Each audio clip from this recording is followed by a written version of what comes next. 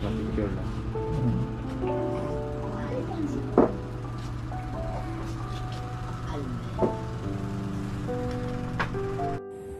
Ayan po, muli po ako po si Disgay. Yan, maraming salamat po sa Panginoon dahil hanggang ngayon ay andito pa rin tayo at buhay. Nandito tayo sa vlog. Ngayon po ay babalikan po natin ang unang kwento ni Disgay. Scout po kami ni Kuya Robin. Yun lang meron. Yung ang asawa ay Pilay? Ilan? Ay, ito! Ay yung anak mo yun. So ayan, meron ka palang baby. Yan. Ilang ano na yung baby? May ilang months na? 2 months po. 2 months na si baby. Ikaw kuya, ito yung asawa mo? Kuya, ang pangalan mo kuya? Cedric po. Yes, Kuya Cedric, may baby ka na. Congrats. So Kuya Cedric, anong trabaho niyo po? Ay, ngayon po, wala na po. Nagbabantay-bantay na lang po sa baby namin. So bakit ka nawala ng trabaho Kuya Cedric? Na-aksidente po ako sa motor eh. Ay siya, Oo.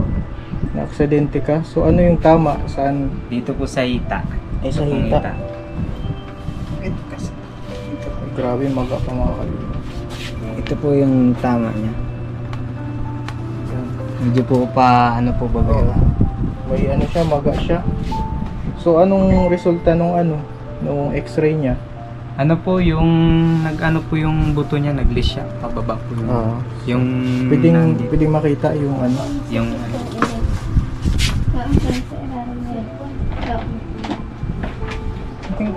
May x-ray naman. meron. Tingnan natin.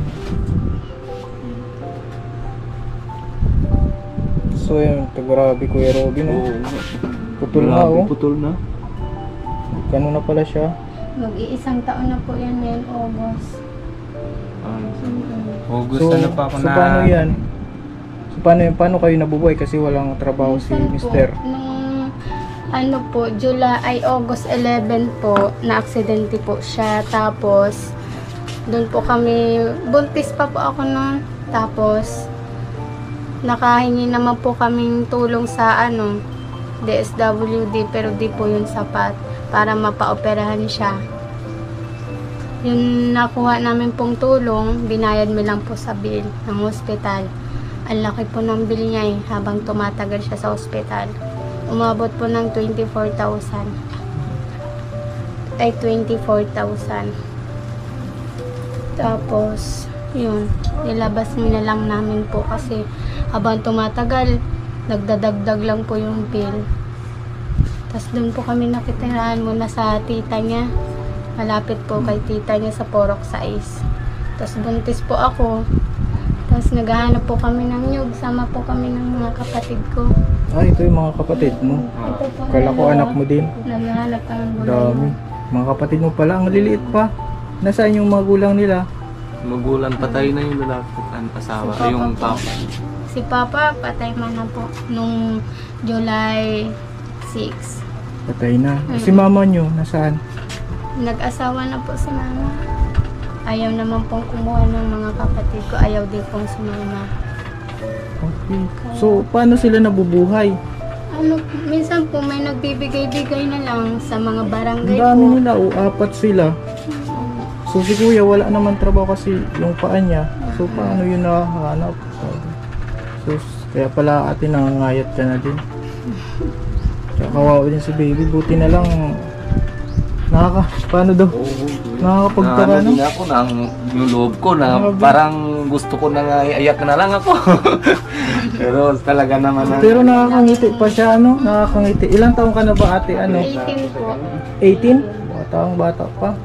Ikaw kuya. 19. Dati po, di naman Yung bata kami pa rin. ganito.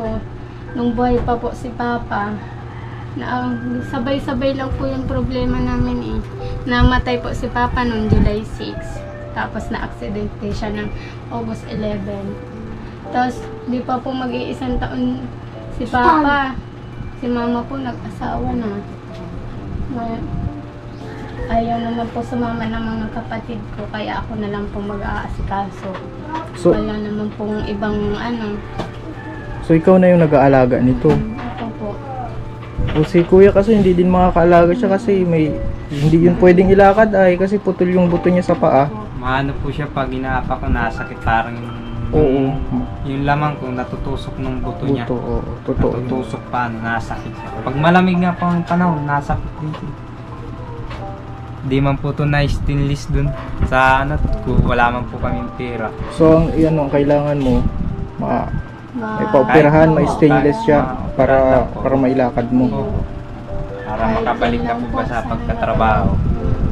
So dati, nasaan ang trabaho? Sa ano po, sa tailing trading po. Sa, Ang trabaho mo doon? sa ano po, kargador po.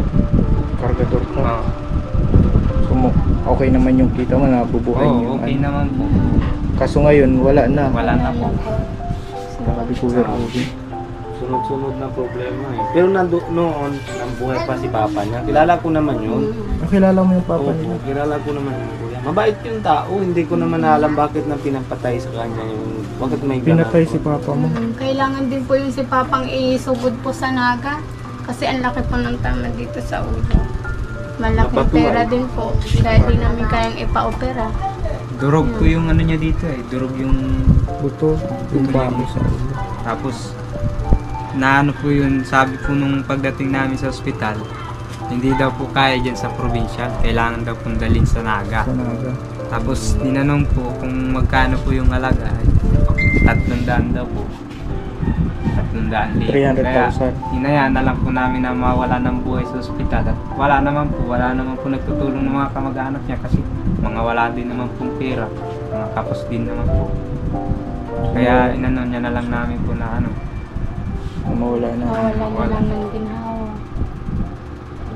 Kawa naman. So Tapos sinong... akala namin po ayos lang kahit wala na si Papa kasi may magbubuhay po sa amin.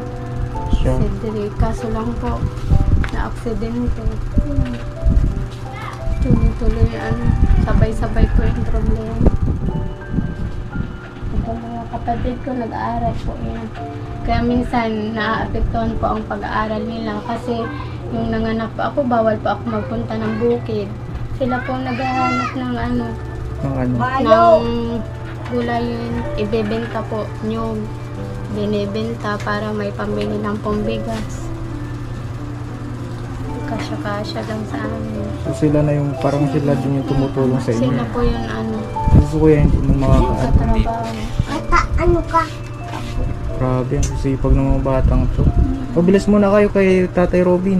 Yes na. Please daw, Pabilis, please. isa-isa. Piso, 2, 3, 4.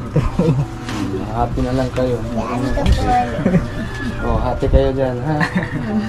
Ayan. Grabe si Kuya Robin. Hindi kasi na talaga yung situation nila, kuya. Tingnan mo, kung sino naman hindi naawa dyan. Diba? Sila naman yung nasisipag sila yung bata para tulong kay ate niya. Tapos siguro si kuya, pag na yun, ramdam ko lang yun, kuya.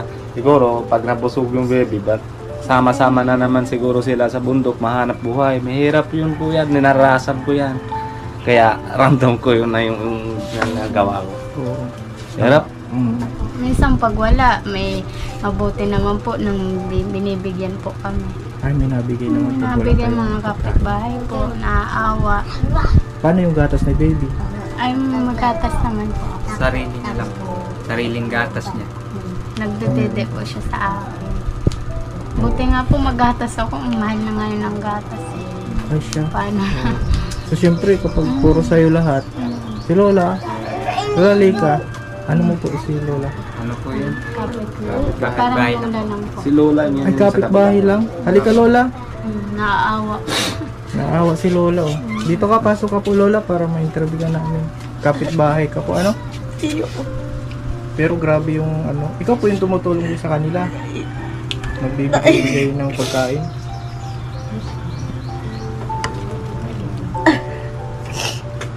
Grabe yung sitwasyon nila, no, Lola?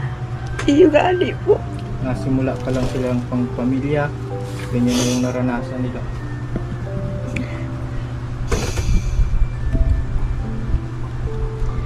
Okay, ano pangalan mo, Lola? Kurding. Lola Cording. So, si Lola Cording pala ay talagang naaawa sa inyo. Nagbibigay-bigay ng pagkain. Yan nga, umiiyak si Lola Cording. Po. Grabe. Buti ano na. Pero malinis din sila sa bahay oh. Kuya Robin. Kahit naghihirap. Oo nga. Kaya na Linis-linis din.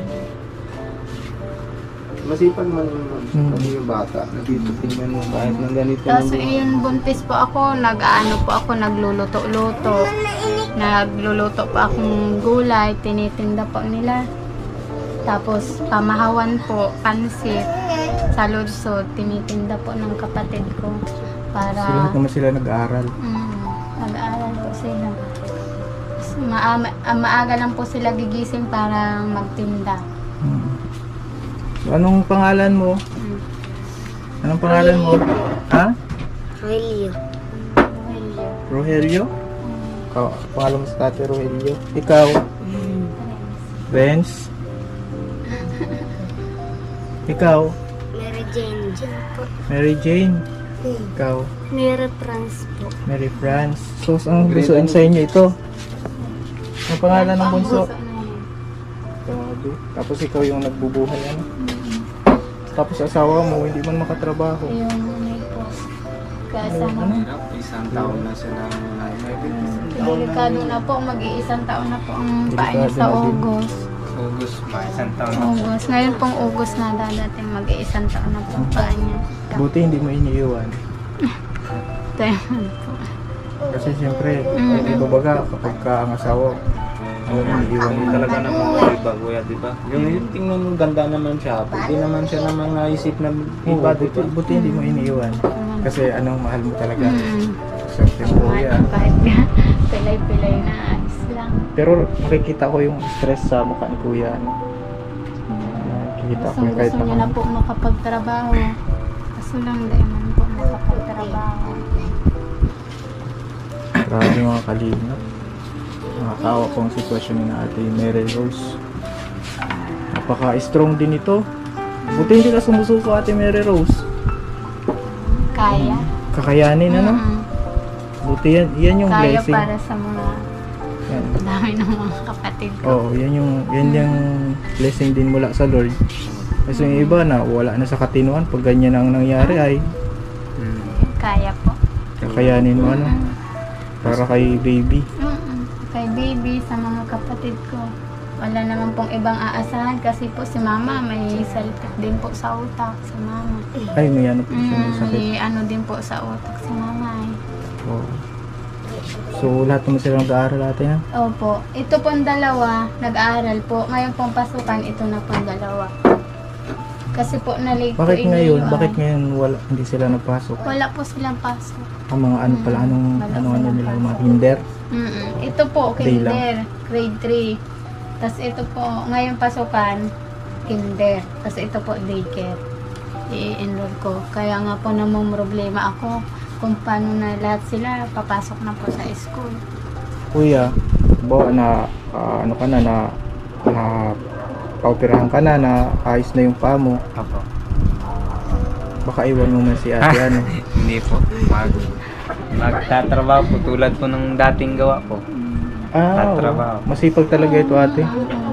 Kaya nga po yung nalaman niyang yung buto niya naputol po, sobra po siyang nag-iiyak kasi di po yan sanay na laging nakahiga. Lagi po yan nagtatrabaho. Masipag po yan si Sibari. Inamatay po si Papa, alam ni Papa na masipag yan. Kaya siguro nawala si Papa, ang alam niya, may inaasahan ako siya.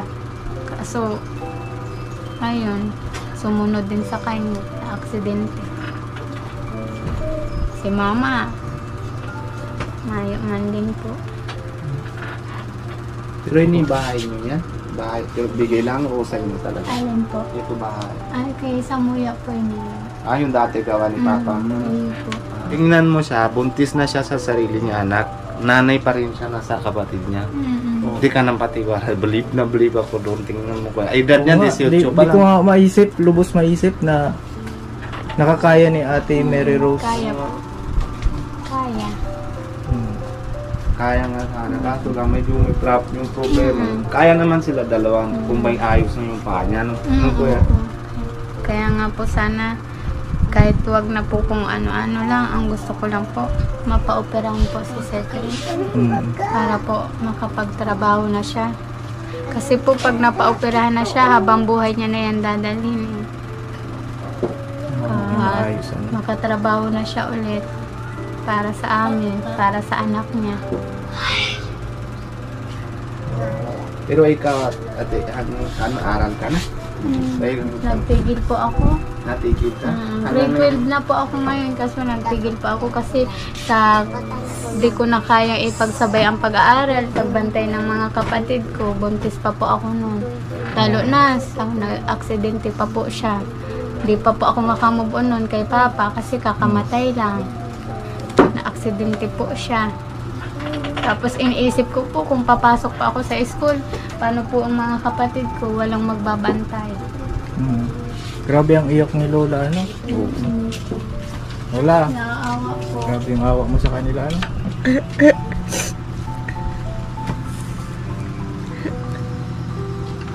Ni Lola. Tapos ito pong mga kahoy na itong dingding po ni Cedric. Bigay-bigay lang po yan ng mga kapitbahay, naaawa po. Binigyan siya ng Tulong-tulong na ano lang. Para Dati, po, may, yung dati tira niya kuya magulang niya, tsaka yung sila na maliit pa. Alam mo saan sila tirating? Saan siya? Ito yung dati nila. Oo, yan yung dati nila bahay. Ay, grabe. Yan sila na laki. Dito sila lumaki. Kasi pag yung tatay nila, kung wala naman yung mga hindi siya napatay. So ngayon, nandito na sila. Minsan sama ko din yan sa Kinso kami. Kasama ko din. Nandito na sila ngayon. Yung pala yung dati yung bahay, ano? Mga kalimot sila. So kami, wala pa naman kami Opo. dala sapat na pera para mapaoperahan na siya. Opo. So syempre, kung may tumulong man sa atin, welcome sila. Para Sana po, tulungan niyo po ako. Kami para po mapaoperahan po si Cedric. Para po makapagtrabaho na po siya ulit. Hindi ko nga alam po kung dati po nung buhay pa si Papa, pag naghihingi ako ng pera, namamadali ako. Tapos nung namatay po si Papa, wala na si Mama, umalis na. Ngayon ko lang naisip na sobrang pala maghanap ng pera. Sobrang hirap. Ngayon po, kapag may bigas lang po ako, sobrang saya ko na. Dati, buwayo pa akong pakialam. Ngayon, naiintindihan ko na. Sobrang hirap ng buhay. So, di ba nag-aaral ka noon? Tapos nakilala mo si Kuya Cedric. Po. So, siguro, isa din sa dahilan bakit nakatigil ka. Kasi nagkaroon ka ng asawa. So ngayon parang naiintindihan mo na siguro syempre pag magulang ka, pag nag-aaral ka pa lang, bawal mo na mag-asawa. Pero ngayon naiintindihan mo na. Mahirap Sobra pala. po. Simulat na wala si Papa, sabay-sabay yung problema, naintindihan ko na. Ang hirap pala ng buhay. Lalo't na kapag walang magulang. So, at syempre yung mga kapatid mo pa. Kapatid ko po. So yung yan ate. So, pero ngayon ate, bibigay ako ng konting panggastos nyo. Pambili nyo ng bigas. Salamat. Yung kung makakatulong din. Ang bigas at grocery. Kusang 1,000. Malaking tulong na po ito sa amin. Pambili ng bigas. Tapos makabayad po sa utang. Kasi po pag minsan wala kaming pera, nangungutang po kami.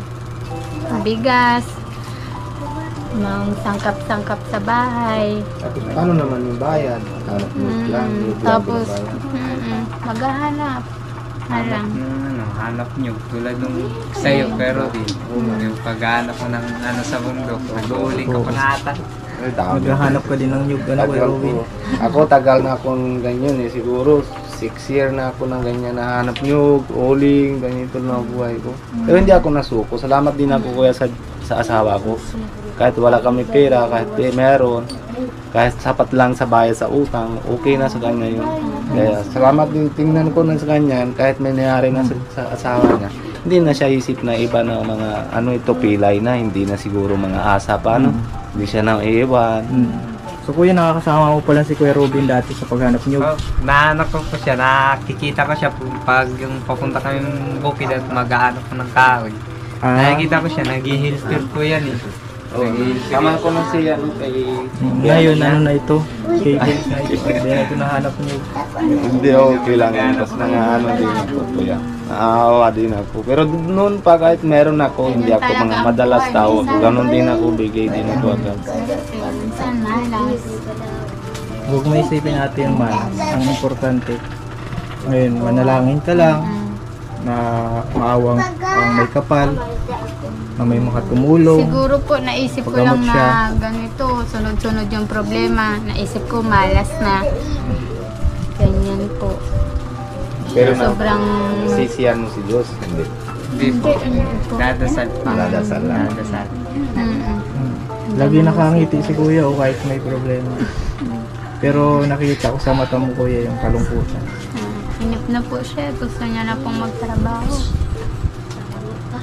Yun lang po. Wala po akong ibang gusto. Gusto ko na po siyang makalakad. Kala ko po nung namatay si Papa, siya po yung magtatayo ng ama sa mga kapatid ko, sa anak niya. Kaso, ayun po, minalas. Mga balak sa buhay. Aksidente ka sa motor. Aksidente siya sa Paano ka na aksidente, Kuya? Sa ano po, dahil sa yung bike, may tumawid pong bike, tapos bilang bumalik. Eh ako po, namamadali ako. Anong oras na po, malilate na ako sa trabaho. Eh, medyo mabilis yung takbo po. Yun, pag alam ko, tiwala po ako dun sa bike na didiretso na siya pagtawid. Tapos yung paglampas niya, bila po siyang bumalik. Umikot siya ulit. Umikot. Kaya Kasi ako, nakita nalito ka na niya. po ako, di ko na alam gagawin kung ako. Kaya iniwasan ko na lang po siya. Tapos, tumama po ako sa poste ng bakal ko. Yun. Doon po ako tumama. Meron po akong kasama. Yun po, hindi naman po masyadong nagasgas lang po sa katawan. Tapos parang balian lang po siya. Pero hindi mo po yung putol, parang lako lang. Dislocate lang yung joint. Parang gano'n lang po. Mga tama niya sa katawan dito. Tapos ako po, dito po, malaking bukol dito. Buti nga po, naka-helmet ako. Kung hindi ako naka-helmet, Dead ball na. minsan. Basag ang bungo. Kaya natin Kaya pasalamat din po ako sa Diyos at kala ko, pababayaan niya ako. Na ako sa gano'n na sitwasyon. Kaya salamat na din. Ayan, Ate Mary Rose, kasi syempre andito na ang kalingap. So syempre hindi naman kami nangako, pero sabot namin makakaya makatulong sa inyo. Tiwala lang kayo sa Diyos. Operahan po ang aking asawa dahil po sa tulong ng Panginoon. Maraming salamat po sa mga ginamit niya para sa opera ni Cedric. Ngayon po ay sunod na operahan na si Cedric. Nagkaroon po kaming lupa. Ang grabe. Hindi lang Nagkaroon isa. lupa. Sir Alvin? Nagkaroon po. Excited si Sir Alvin. Nagkaroon kami po lupa na isa doon sa casa po. 200 square meter. 120 po ang bili. Grabe, salamat po kay Ninong at Ninang. Maraming salamat po Ninong at Ninang sa biyaya. Talagang the best talaga ang Panginoon, Sir Alvin. Sunod, yung lupa, nanasal na kami ni Cedric, Sir Alvin. Kaya salamat talaga sa Panginoon. Yung kasal namin, Sir Alvin, grabe din ang gastos. May lechon pa. Salamat po. May lechon, Sir Alvin, grabe ang effort ni Sir Alvin. Kaya lubos ako, Sir Alvin, nagpapasalamat sa inyo. Ni Ma'am Wena, sa mga effort niyo sa amin, pamilya, halos, Sir Alvin, kayo, vlogger kayo, kasi mahirap ba yung may nagpapadala. Tas ribong ka na, Sir Alvin, nakakalito ba Sir Alvin? Dami talaga sa inyong nag-awa. nagpadala ng talaga. tulong. Sobrang thank you po. Maraming salamat po. Sunod po yung kasal namin, si Mary Franz po. Bungi-bungi. Ngayon po, maganda na, maipin na talagang maganda na Sir Alvin si Mary Franz. Dalagang-dalaga na din. At higit sa lahat, Sir Alvin, maraming salamat po sa inyo sa pagbablog dahil nakakaaral na po ang mga bata ng tuloy-tuloy. Kaya salamat po talaga ni Ninong at Ninang at Sir Alvin sa mga viewers, sa mga sponsor po. Sir Alvin, maraming salamat. Tas nakakapagsimba kami, Sir Alvin. Salamat sa Lord.